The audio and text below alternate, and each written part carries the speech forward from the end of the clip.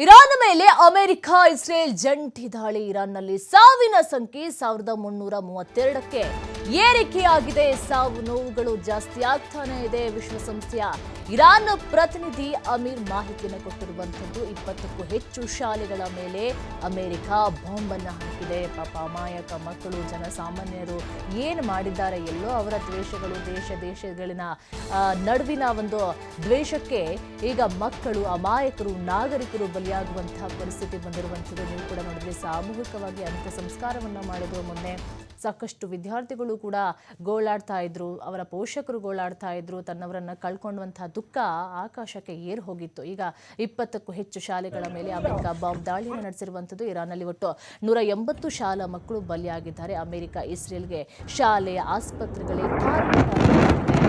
ಅಂತೂ ದೊಡ್ಡ ತಲೆ ಅಂತೇಳಿ ಉಳಿಸ್ಬೇಕು ಅಂಥೇಳಿ ಏನೆಲ್ಲ ಮೊದಲು ಪ್ಲಾನನ್ನು ಹಾಕ್ಕೊಂಡಿದ್ರು ಅಮೆರಿಕ ಮತ್ತು ಇಸ್ರೇಲ್, ಎಲ್ಲ ತಲೆಗಳನ್ನು ಉರುಳಿಸಾಗಿದೆ. ಈಗ ಜನಸಾಮಾನ್ಯರನ್ನು ಗುರಿಯಾಗಿಟ್ಕೊಂಡು ಆಸ್ಪತ್ರೆಗಳು, ಏನು ಸಾರ್ವಜನಿಕ ಪ್ಲೇಸ್ ಅಂತ ಇರುತ್ತೋ ಎಲ್ಲವನ್ನು ಕೂಡ ಗುರಿ ಮಾಡಿಕೊಂಡು ಈಗ ಟಾರ್ಗೆಟನ್ನು ಮಾಡಿ ಬಾಂಬ್ ದಾಳಿಯನ್ನು, ಕ್ಷಿಪಣಿ ದಾಳಿಯನ್ನು ನಡೆಸ್ತಾ ಇರುವಂಥದ್ದು. ಒಟ್ಟಾರೆಯಾಗಿ ಇರಾನ್ನಲ್ಲಿ 180 ಶಾಲಾ ಮಕ್ಕಳು ಬಲಿಯಾಗಿ ಹೋಗಿದ್ದಾರೆ. ಏನು ಗೊತ್ತಿದೆ ಪಾಪ ಶಾಲಾ ಮಕ್ಕಳು.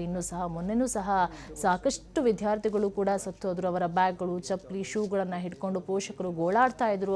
ಇನ್ನೂ ಸಹ ಮುಗಿಯುವಂತೆ ಕಾಣಿಸ್ತಾ ಇಲ್ಲ. ಜೀವ ಕೈಯಲ್ಲಿ ಹಿಡ್ಕೊಂಡು ಬದುಕ್ತಾ ಇದ್ದಾರೆ. ಆಚೆ ಕಡೆ ಬರೋಣ ಅಂತ ಹೇಳಿದ್ರು ಕೂಡ ಬರೋದಕ್ಕೂ ಆಗ್ತಾ ಇಲ್ಲ. ಏನ್ ಮಾಡಬೇಕು ಅನ್ನೋದು ಕೂಡ ಗೊತ್ತಾಗದೆ, ದಿಕ್ಕು ತೋಚದೆ ಕುತ್ಕೊಂಡಿದ್ದಾರೆ ಅಲ್ಲಿನ ಜನ.